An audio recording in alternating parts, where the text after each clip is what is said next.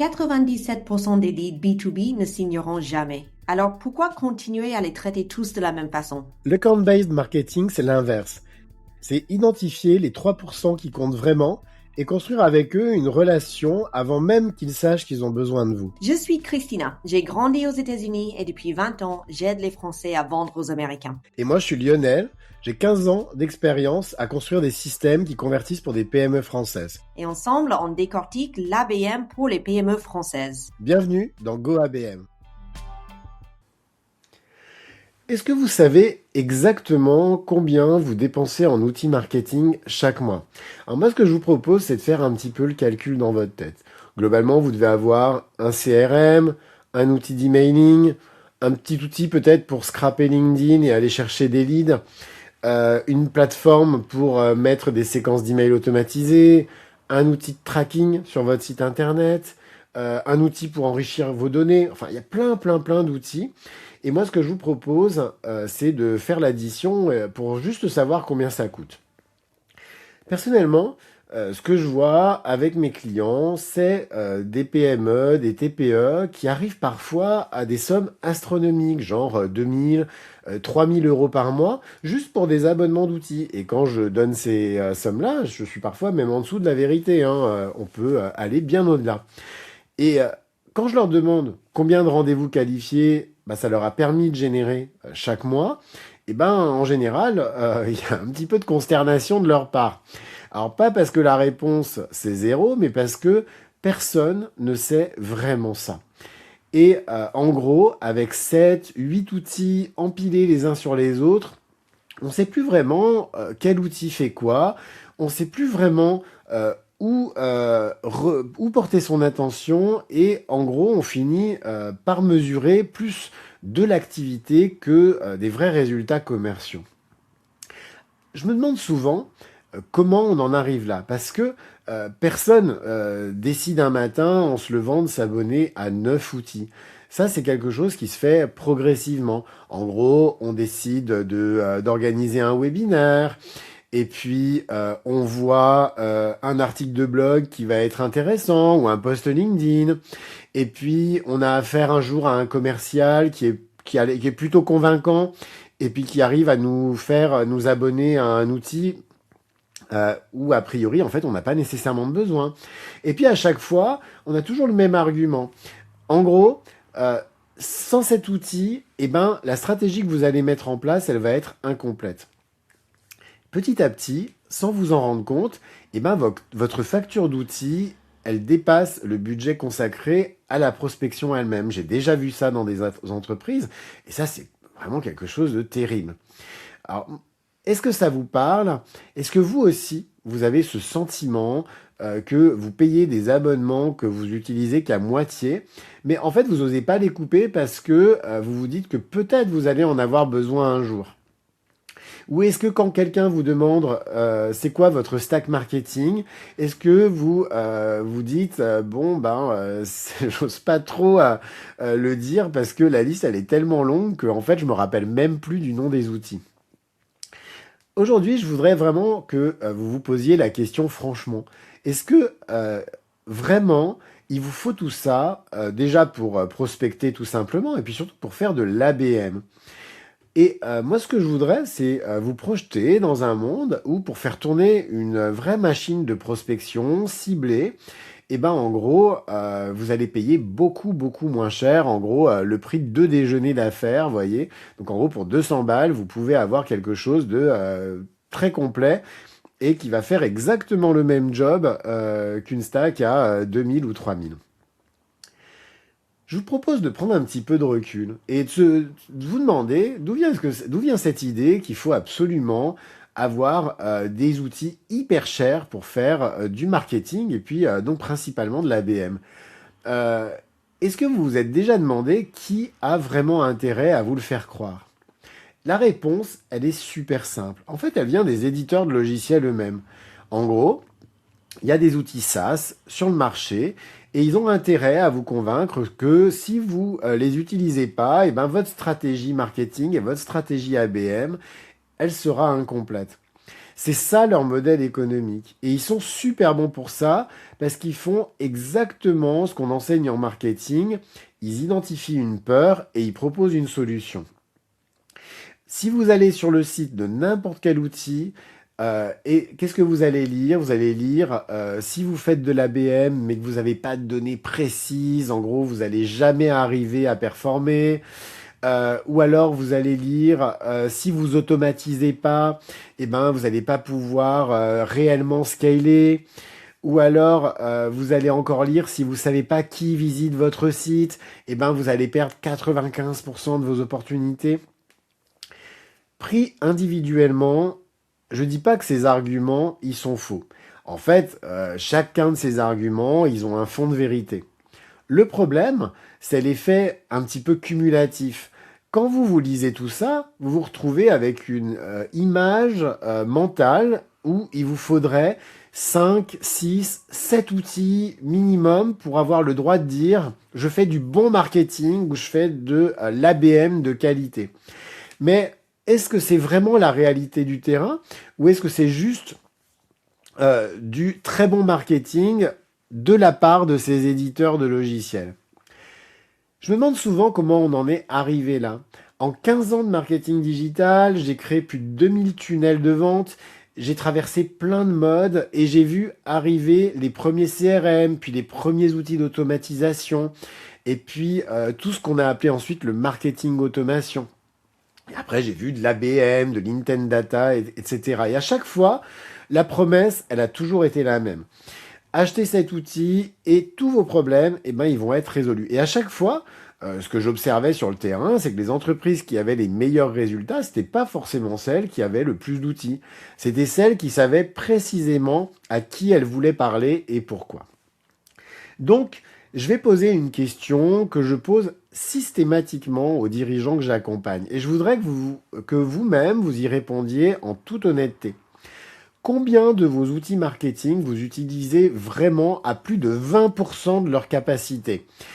Pas en gros une capacité théorique, pas ce que le commercial vous a montré en démo, mais vraiment la capacité réelle, c'est-à-dire le nombre de fonctionnalités qui sont utilisées réellement par quelqu'un dans votre équipe chaque semaine et qui produisent un vrai résultat mesurable.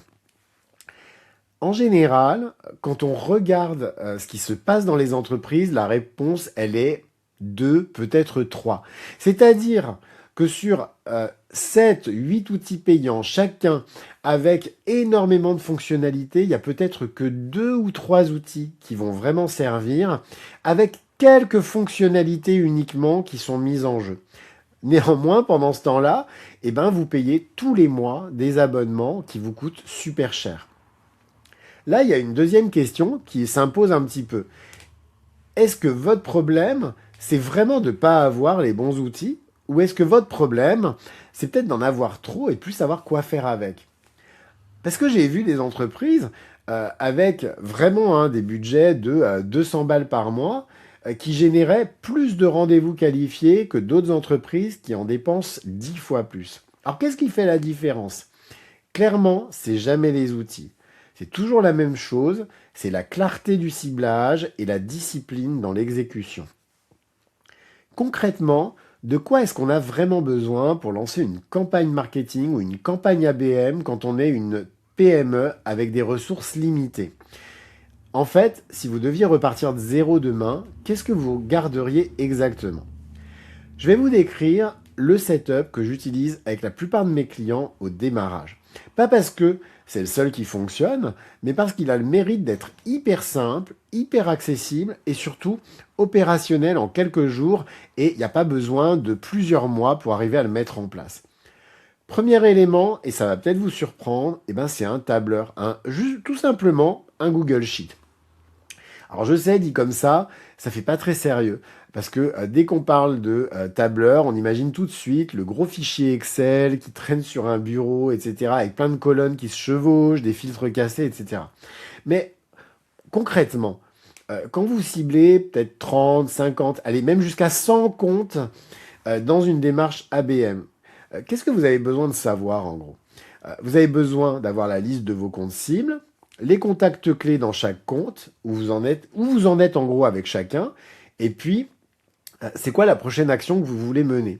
En gros, un Google Sheet, s'il est bien structuré, ça fait le job super bien. C'est partageable, ça se met à jour en temps réel, et puis tout le monde sait s'en servir. Il n'y a pas besoin de faire une grosse formation, il n'y a pas besoin de consultant pour le configurer, il n'y a pas besoin d'une période d'adaptation de 3 mois pour que chacun puisse se l'approprier. Bref, c'est vraiment un outil qui est hyper efficace et hyper accessible. Bien sûr, vous allez me dire, mais en gros, Lionel, un CRM, c'est quand même bien mieux. Alors ma réponse, c'est oui, mais si vous l'utilisez. Combien d'entreprises ont déjà payé des CRM pendant des années et des années avant de se rendre compte que personne ne le remplissait, ou alors qu'il était utilisé mais à 1/10 de son potentiel. Qu'est-ce qui vaut mieux? Est-ce qu'il vaut mieux avoir un bon Google Sheet que vos commerciaux vont vraiment mettre à jour tous les jours, ou un CRM qui va vous coûter plusieurs centaines d'euros par mois, mais que personne ne va jamais ouvrir parce que, en gros, personne ne sait vraiment l'utiliser? Deuxième élément, c'est un outil pour trouver vos contacts et les approcher. Et là, il y a un outil qu'on recommande vraiment avec Christina, c'est Apollo.io. Pourquoi Apollo plutôt qu'un autre? Parce que il offre déjà un plan gratuit qui permet de faire énormément de choses. Et que ces plans payants, en gros, ils démarrent à une quarantaine d'euros par mois. Avec Apollo, vous allez pouvoir trouver les coordonnées de vos contacts cibles, vous allez vérifier que les adresses email, elles sont valides, et puis vous allez pouvoir envoyer des séquences de prospection directement depuis l'outil. Alors, est-ce que Apollo, c'est un outil qui est parfait? Très clairement, il n'est pas parfait. Il n'y a aucun outil qui est parfait. Et si quelqu'un vous dit le contraire, c'est juste un commercial, donc il faut vous méfier. Mais moi, je vous invite encore une fois à vous poser la question. Est-ce que vous avez besoin d'un outil qui est parfait, ou est-ce que vous avez besoin d'un outil qui fait le job pour le prix, pour un prix vraiment modique et sans vous ruiner? Le troisième élément, qui est vraiment à la portée de tout le monde, c'est LinkedIn Sales Navigator. Je sais que certains d'entre vous vont me dire que c'est cher, ça coûte 80 balles par mois. Mais si vous faites du B2B en France, en Europe ou même à l'international, c'est probablement l'investissement le plus rentable que vous puissiez faire. Sales Navigator vous donne des filtres de recherche que, en gros, le LinkedIn gratuit ne propose pas. En gros, vous allez passer de je cherche des directeurs commerciaux à je cherche des directeurs commerciaux dans des entreprises industrielles de 50 à 200 salariés en Île-de-France qui ont rejoint leur poste il y a moins d'1 an. Et donc, entre les deux, eh ben, il y a une vraie différence. Dans le premier cas, en gros, vous essayez de ratisser le plus large possible et on n'est pas dans une logique ABM. Dans le deuxième, vous savez exactement à qui vous parlez et pourquoi maintenant. La précision du ciblage, comme on l'a dit, c'est vraiment le cœur de toute stratégie marketing et encore plus d'une stratégie ABM. Et Sales Navigator, ça vous permet d'avoir une précision de ciblage pour 80 balles par mois. Le quatrième outil, c'est un outil d'automatisation qui va vous permettre de relier tout ça. Et moi, il y en a un que j'aime particulièrement, c'est Make, parce que c'est un outil qui est facile à utiliser, ultra convivial, et qui va vous permettre de vraiment faire communiquer en fait tous vos outils. En gros, quelqu'un va remplir un formulaire sur votre site, et Make, il peut automatiquement ajouter cette personne dans votre Google Sheet, déclencher une séquence dans Apollo, vous envoyer une notification, etc. En gros, même avec le plan gratuit de Make, vous pouvez déjà construire des scénarios simples et après, vous avez les plans payants qui sont vraiment pas chers, contrairement à d'autres outils, par exemple comme Zapier. Alors, ce que je vous propose, c'est de refaire le calcul. En gros, Google Sheets, gratuit, même sur une simple adresse mail Gmail, ça prend 2 secondes à créer, l'outil est gratuit. Apollo, c'est entre 0 et 40 balles à tout casser pour arriver à avoir un outil hyper performant. LinkedIn Sales Navigator, c'est 80 balles par mois. make en gros entre 0 et 10 euros. Ce qui fait qu'au final, on arrive à un total entre 80 et 130 euros par mois pour une PME. Alors qu'aujourd'hui, la plupart des PME dépensent en moyenne entre 2000 et 2500 euros par mois sur leurs outils CRM. Et avec le setup que je vous indique, donc le setup pour 130 euros par mois, vous allez pouvoir identifier tous vos comptes, vous allez pouvoir trouver les bons interlocuteurs, vous allez pouvoir lancer des séquences de prospection personnalisées et puis vous allez pouvoir suivre vos résultats dans un tableau super clair et accessible pour tous vos commerciaux. Donc la vraie question, c'est pourquoi est-ce que si peu de PME font ça? Pourquoi est-ce qu'elles continuent à empiler des outils au lieu de commencer avec un minimum et voir vraiment ce qui fonctionne avant d'investir plus? Je me demande souvent si c'est pas en gros une forme de procrastination qu'on va déguiser sous couvert en gros de professionnalisme. Pour être honnête, est-ce que le temps que vous passez à choisir des outils, à comparer des fonctionnalités, à demander des démos, à tester des versions d'essai, est-ce que ce temps-là, vous l'avez déjà compté? C'est du boulot. Mais concrètement, ça vous donne un petit peu l'impression d'avancer, c'est super gratifiant, vous avez l'impression de construire des trucs. Mais en fait, il se passe quoi? Pendant ce temps-là, vous n'allez pas chercher des prospects. Pendant ce temps-là, il n'y a pas de business qui rentre. Et donc, avant de tester les outils, on pourrait déjà mettre plein d'actions en place pour justement arriver à commencer à performer. Même moi, après 15 ans de business, ça m'arrive encore de me faire piéger. Ça m'arrive de passer par exemple une demi-journée à tester un nouvel outil. Et c'est vrai qu'en ce moment, principalement, surtout avec l'IA, c'est une vraie tendance de fond de voir des gens qui passent leur vie à tester des outils mais qui mettent jamais rien en place de concret. Euh, et comme vous, hein, je me dis que peut-être l'outil va d'un seul coup révolutionner mon marketing, etc. Alors qu'en fait, c'est pas vrai. Moi, je me rends compte que la seule chose qui fait qu'à un moment, il y a un effet vraiment sur mon business, c'est vraiment quand je me concentre non pas sur l'outil, mais c'est ça, mais vraiment sur le système en fait qui va être mis en place. Après, c'est quelque chose d'humain. Bon, en tout cas, le vrai stack à mettre en place, c'est pas un stack d'outils. C'est pas un stack d'outils qui va vous coûter super cher. En fait, euh, ça va vous coûter énormément de temps. Et quand vous êtes une PME et que votre équipe, elle n'est pas forcément extensible, hein, que vous avez une équipe réduite, à ce temps-là, vous ne pouvez pas vous le permettre parce que ce temps-là, c'est de l'argent, c'est de la prospection, etc. Et ça, c'est un point sur lequel, avec Christina, quand on intervient dans les entreprises, on insiste énormément. Avant de parler d'outils, nous, ce qu'on va parler, c'est temps. Combien d'heures par semaine vous pouvez consacrer à votre stratégie marketing, à l'ABM, et comment on fait pour vraiment rentabiliser chacune de ces heures. Vous savez, quand je suis passé du monde de la librairie, parce que j'ai été pendant des années libraire et directeur de librairie au marketing digital, j'ai vraiment regardé tout ça avec des yeux très neufs. Et ce qui m'a frappé, c'est qu'en gros, les meilleurs libraires hein, à l'époque, ceux qui faisaient tourner leur commerce, ils passaient pas leur temps à chercher quel était le meilleur logiciel, par exemple, de gestion de stock. Hein.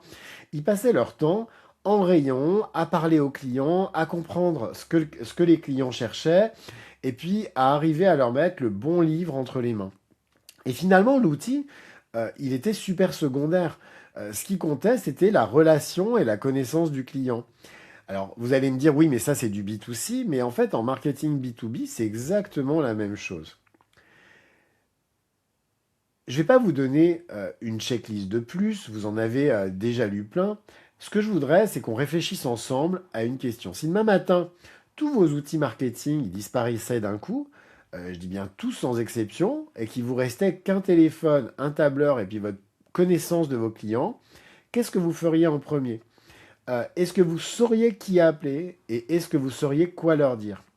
Alors si la réponse elle est oui, alors vos outils, ils sont au service de votre stratégie. Ça veut dire que vos outils vont vraiment servir à accélérer quelque chose qui existe déjà. Et dans ce cas, vous avez probablement besoin que de deux ou trois outils si vous faites le point. Par contre, si la réponse elle est non, Si vous vous rendez compte que sans vos outils, vous seriez un petit peu perdu, alors peut-être que le vrai sujet, c'est pas d'avoir les bons outils.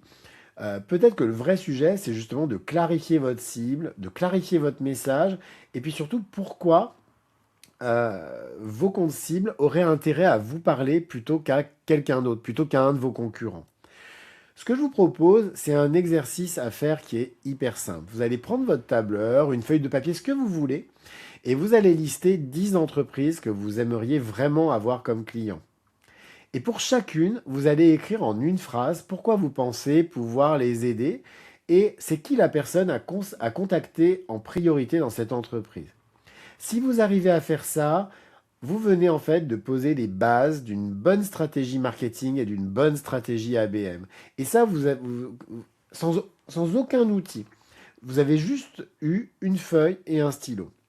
Après le reste, c'est de l'exécution. Et pour l'exécution, comme je vous ai dit, 130 balles d'outils par mois, ça suffit largement pour commencer.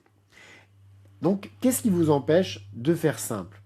Si vous regardez votre stack en ce moment et que vous vous dites qu'il y a quelque chose qui coince, en fait, vous passez votre temps à dépenser mais rien n'avance, alors ça, c'est un signal. Un signal que beaucoup de dirigeants de PME ignorent pendant des mois parce que on leur a appris que la réponse, elle était toujours dans un outil de plus ou dans un dashboard de plus ou dans une automatisation de plus. Avec Christina, quand on a construit GoABM, on l'a vraiment fait sur le principe inverse. On a commencé par privilégier avant tout la clarté.